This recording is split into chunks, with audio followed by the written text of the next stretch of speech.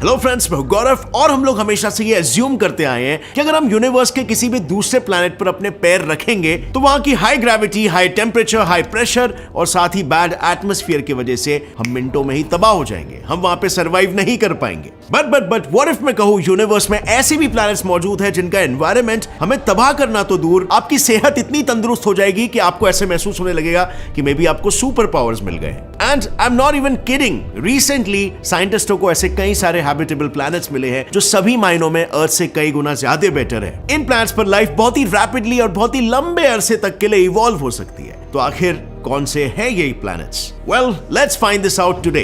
So guys, you know entire known universe में अर्थ इकलौता ऐसा प्लैनेट है जिस पर सिंपल लाइफ फॉर्म से लेकर कॉम्प्लेक्स लाइफ फॉर्म, सभी लिविंग ऑर्गेनिज्म जो कितने भी एक्सट्रीम एनवायरनमेंट में रहने के केपेबल है, वो इवॉल्व हुए हैं और हो रहे हैं। सो ये सब देखकर जाहिर सी बात है हम अर्थ को इकलौता या एक यूनिक ग्रह मानते हैं। बट कई सारे रिसर्चर्स का यह कहना है कि ऐसे कई सारे दूसरे प्लैनेट्स हो सकते हैं जिनके एनवायरनमेंट अर्थ के एनवायरनमेंट से भी ज्यादा फेवरेबल यानी कि अच्छे हो। पर क्योंकि हम पृथ्वी पर रह रहे हैं और इसीलिए instead of looking for better planets हम अपना पूरा का पूरा वक्त अर्थ के मिरर इमेज ढूंढने में ही लगा रहे हैं, व्हिच इज टोटली रॉन्ग। और इसीलिए 5 अक्टूबर 2020 में Washington state university and the technical university of Berlin के एस्ट्रोबायोलॉजिस्ट डर्क शुल्स मकूच ने एक नए मिशन की शुरुआत की। इस मिशन के जरिए उन्होंने ऐसे प्लैनेट्स को अपना टारगेट बनाया जो हमारे पृथ्वी से सभी मायनों में बेहतर थे। एंड यू वोंट बिलीव, उन्हें ऐसे प्लैनेट्स मिले भी, और वो भी एक या दो नहीं बल्कि पूरे 24 super habitable planets. So basically Schulze Makuch और उनकी टीम ने इन प्लैनेट्स को खोजने के लिए एक अलग ऑब्जर्वेशन करने का तय किया और इसके लिए उन्होंने क्राइटेरियाज की एक लिस्ट बनाई। और अगर कोई भी प्लैनेट्स उन क्राइटेरियाज को फॉलो नहीं कर रहा था, दैट मींस वो प्लैनेट सुपर हैबिटेबल नहीं था। So this was a simple way how they were filtering the planets.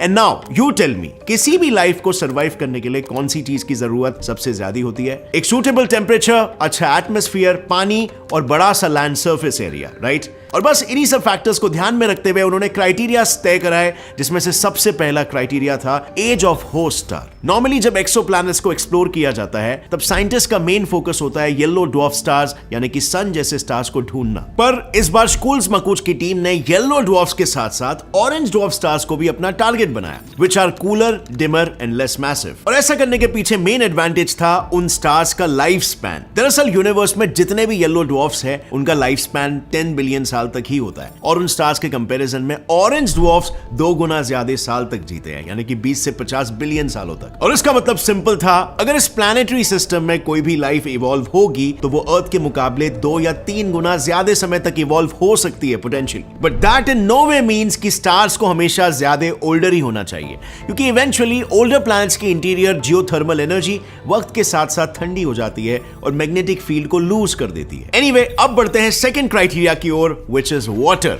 Well, जैसे एक प्रॉपर प्लैनेटरी सिस्टम मिल जाता है तो सबसे पहला काम होगा उस प्लैनेट और उसके होस्ट स्टार्स के बीच के डिस्टेंस को मेजर करना। इससे इस चीज के बारे में हमें पता लग सकता है कि वो प्लैनेट हैबिटेबल जोन में है या नहीं, सो दैट इस चीज का पता लगाया जा सके कि उस पर्टिकुलर प्लैनेट पर वाटर परसेंटेज कितना होगा। अब इस क्राइटेरिया के लिस्ट का थर्ड फैक्टर था the size and mass of planets. But अगर हम अर्थियंस की बात करें तो वैसे भी हमारी कोई यूनिवर्सल लैंग्वेज नहीं है, जिसकी वजह से हम एक लैंग्वेज बैरियर फेस करते हैं। और इसे एलिमिनेट करने के लिए आप जितने ज्यादा पॉपुलर लैंग्वेजेस सीख सकते हो उतना ज्यादा एडवांटेज आपके करियर को मिलता है। प्लस रिसर्चर्स के अनुसार आपका दिमाग भी ज्यादा शार्प होता है। इसके साथ नई लैंग्वेजेस को सीखकर आप दूसरों के कल्चर और हिस्ट्री के बारे में भी जान सकते हो। एंड इंटरेस्टिंगली, नई लैंग्वेजेस को सीखने के लिए हमें कोई महंगे बोरिंग कोर्सेस में अप्लाई करने की कोई जरूरत नहीं है, बिकॉज डुओलिंगो पर आप ये सीख सकते हो बिल्कुल फ्री और एंटरटेनिंग मैनर में। Duolingo world's most popular free language learning app है, जहां पर आप फ्रेंच, जर्मन, स्पेनिश जैसे 40+ लैंग्वेजेस को सीख सकते हो थ्रू इंग्लिश लैंग्वेज, और वो भी बस दिन के 10 मिनट देकर। अगर आपको इंग्लिश की प्रॉब्लम है तो डुओलिंगो में इंग्लिश सीखना बस किसी गेम खेलने जैसा आसान है, क्योंकि ये ऐप फोकस करता है आपके speaking, listening and reading skills पर। प्लस यहाँ पर सिर्फ 2 ही एक्सरसाइजेस करके आप बन सकते हो proficient in any language. In fact यहाँ आपको वैरायटी ऑफ टॉपिक्स जैसे ट्रैवल एंड जॉब अपॉर्चुनिटीज के साथ लैंग्वेज सिखाया जाएगा। तो देर किस बात बात की है, जाओ और डाउनलोड करो डुओलिंगो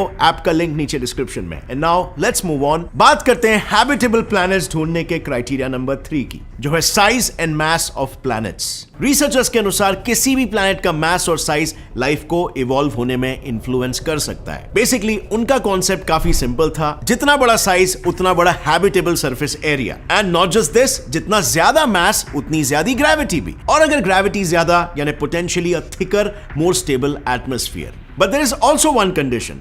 प्लैनेट्स का मास अर्थ के मास के कंपैरिजन में सिर्फ 1.5 या 2 गुना ज्यादा बड़ा होना चाहिए, ताकि प्लैनेट का इंटीरियर लंबे समय के लिए हीटेड रहेगा और ये हॉट इंटीरियर कोर को मोल्टन रखने में हेल्प करेगा, और इसी की वजह से उस प्लैनेट के अराउंड ज्यादा समय के लिए प्रोटेक्टिव मैग्नेटिक फील्ड एक्टिव रहेगी, and hence life might have a chance to arise and evolve. अब नेक्स्ट इंपॉर्टेंट क्राइटेरिया था टेम्परेचर, जो ऑब्वियस सी बात है, क्योंकि अगर किसी भी प्लैनेट का टेम्परेचर ही ज्यादा होगा यानी इनडायरेक्टली उसका प्रेशर भी ज्यादा होगा, और एक्सट्रीम टेम्परेचर में सर्वाइव करना इज लाइक गरम तेल में हाथ डालना। और इसीलिए साइंटिस्ट ऐसे प्लैनेट्स पर फोकस करते हैं जिनका एवरेज सरफेस टेम्परेचर अर्थ के सरफेस टेम्परेचर से 5 डिग्री सेल्सियस से कम या ज्यादा होता है। वेल, इसके पीछे भी एक रीजन है, क्योंकि अगर मैं अर्थ के ट्रॉपिकल रीजन के टेम्परेचर की बात करूं तो वहां पर पनप रहे माइक्रोब्स मोस्टली इन्हीं एक्सट्रीम टेम्परेचर्स में सर्वाइव करते हैं। अब इन्हीं सब फैक्टर्स को ध्यान में रखते हुए साइंटिस्टों को 24 एक्सोप्लैनेट्स को ऑब्जर्व करने में सफलता तो मिली है, लेकिन अभी भी इन प्लैनेट्स पर रिसर्चेस जारी है, और इन्हीं प्लैनेट्स में से उन्हें ऐसे 2 सुपर हैबिटेबल प्लैनेट्स मिले हैं जिनका सरफेस टेम्परेचर और atmosphere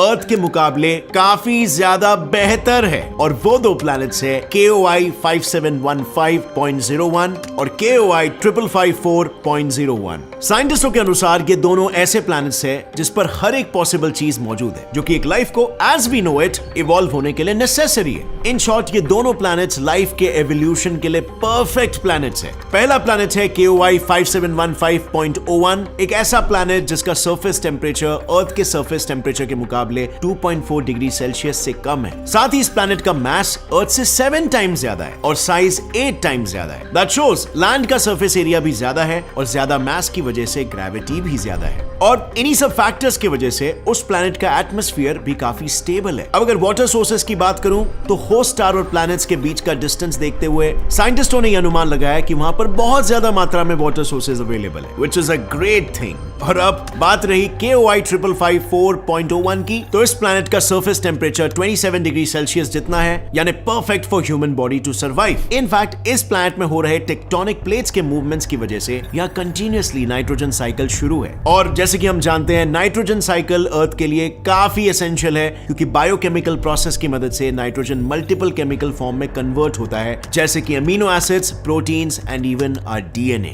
which indirectly also helps us to clean up the environment. So जितना ज्यादा नाइट्रोजन होगा उतना इकोसिस्टम तेजी से इवॉल्व होगा, और इनडायरेक्टली एटमॉस्फेयर भी क्लीन होगा। लेकिन क्योंकि इन्हें हाल ही में डिटेक्ट किया गया है, इसीलिए अब तक इन प्लैनेट्स की डिटेल इंफॉर्मेशन साइंटिस्टों के पास भी नहीं है। But James Webb space telescope की मदद से अभी भी इस पर रिसर्च शुरू है। पर इन 2 प्लैनेट्स को छोड़कर ऐसे भी कई प्लैनेट्स हैं जो अर्थ के मुकाबले ज्यादा हैबिटेबल है, एक्सट्रीमली ज्यादा नहीं बट काफी ज्यादा। सो चलो देखते हैं कि इस कैटेगरी में आखिर कौन कौन से प्लैनेट्स फॉल होते हैं। पहला है LHS 1140, a very self contradicting planet. दरअसल इस प्लैनेट को 20 अप्रैल 2017 में एम अर्थ प्रोजेक्ट के दौरान ट्रांजिट मेथड के जरिए डिस्कवर किया था। बेसिकली एम अर्थ प्रोजेक्ट एक रोबोटिक लेबोरेटरी है, और ये लेबोरेटरी रेड ड्वार्फ स्टार्स के ब्राइटनेस को ऑब्जर्व करती है, जिसका मेन गोल है फाइंडिंग ट्रांजिशनिंग प्लैनेट्स, यानी वो प्लैनेट्स जो रेड ड्वार्फ्स के सामने से गुजर रहे हो। अब क्योंकि रेड ड्वार्फ स्मॉल होते हैं, और इसीलिए अगर कोई भी प्लैनेट इनके सामने से गुजरता है तो वो प्लैनेट का लार्जर पोर्शन कवर कर लेता है। इसी मेथड से इस प्लैनेट को भी डिस्कवर किया गया। डिस्कवरी के बाद जब इस प्लैनेट के सरफेस को स्टडी किया गया, तब ये बात सामने आई कि इस प्लैनेट के आयरन निकल कोर ने इस पूरे प्लैनेट के 75% लैंड मास को ही कवर किया है in the form of lava. लेकिन असली ट्विस्ट तो यह है कि लैंड मास गर्म तपते लावा का होने के बावजूद साइंटिस्ट को इसके कोर के नीचे 4% पानी मिला है, और उनके अनुसार यहाँ कंप्लीट लैंड मास के नीचे और भी भारी मात्रा में पानी मौजूद है, और इससे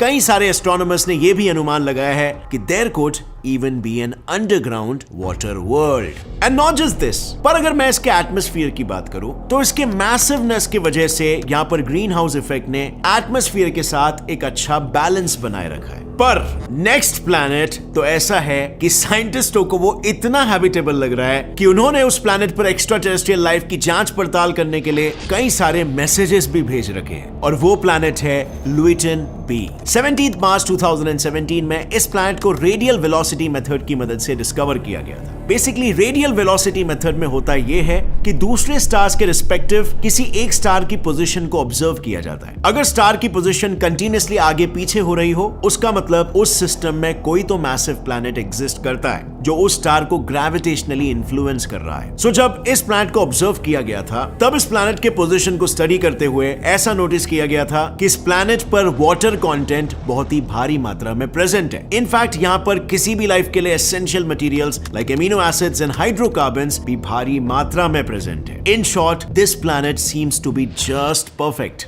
और शायद ऐसा भी हो सकता है कि इस प्लैनेट के परफेक्शन के पीछे की मेन वजह होगी कोई एडवांस्ड सिविलाइजेशन। और इसीलिए अक्टूबर 2017 और 2018 में मैसेजिंग एक्स्ट्रा टेरेस्ट्रियल इंटेलिजेंस और मेटी ऑर्गेनाइजेशन ने अलग अलग मैसेजेस इस प्लैनेट पर भेजे हैं, और उनमें से एक मैसेज था शॉर्ट म्यूजिकल कॉम्पोजिशन और दूसरा मैसेज था scientific tutorial about a location in the universe. Interesting, right? So that means अगर लुइटन बी पर इंटेलिजेंट लाइफ प्रेजेंट है, then we'll surely know one day। अब फ्रेंड्स, ये सब सुनकर आपको एक अंदाजा तो लग रहा होगा कि साइंटिस्ट किस लेवल पर काम कर रहे हैं। हमें ऐसा लगता है कि साइंटिस्ट लोग इतने अप्रोप्रिएटली खोजबीन नहीं कर रहे हैं दूसरे प्लैनेट्स की, एलियंस की, एक्स्ट्रा टेरेस्ट्रियल लाइफ की, एटसेट्रा। बट ट्रस्ट मी, बड़े स्केल पर यह सब काम होता है। Scientist are extremely curious about what is out there in the universe. So anyway, ये सब तो हमने बात की यूनिवर्स में मौजूद कुछ सुपर हैबिटेबल प्लैनेट्स की, पर यू वोंट बिलीव, हमारे सोलर सिस्टम में भी एक ऐसा सेलेस्टियल बॉडी है जो कि सुपर हैबिटेबल कैटेगरी में आता है। एंड नो,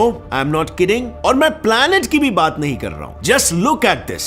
ये है Callisto, the second largest moon of Jupiter. इस इमेज में आपको ये व्हाइट स्पॉट दिखाई दे रहा है? Well, it is actually ice. Do you know, सबसे पहले इस मून को डेड इनएक्टिव रॉकी बॉडी घोषित किया गया था, पर 1990s में यह साबित हुआ कि कैलिस्टो के आइसी सरफेस के नीचे सॉल्टी ओशन प्रेजेंट है, और बहुत ही जल्द इस ओशन वाटर को रॉकेट प्रोपेलेंट बनाने के प्रोसेस में यूज किया जाने वाला है। और सिर्फ यही नहीं, एस्ट्रोनॉमर्स ने इस मून के ऊपर एक एटमॉस्फेयर को भी डिटेक्ट किया है, और उनका स्पेकुलेशन है कि ह्यूमंस इस मून पर बड़ी आसानी से सांस भी ले पाएंगे। बट बस यहाँ पर एक छोटी सी प्रॉब्लम है, जुपिटर से आ रहा हाई अमाउंट ऑफ रेडिएशन। अगर हमने बस इसका हल निकाल लिया, then Callisto has all the ingredients to be a super habitable planet. A great atmosphere, water, low gravity, everything।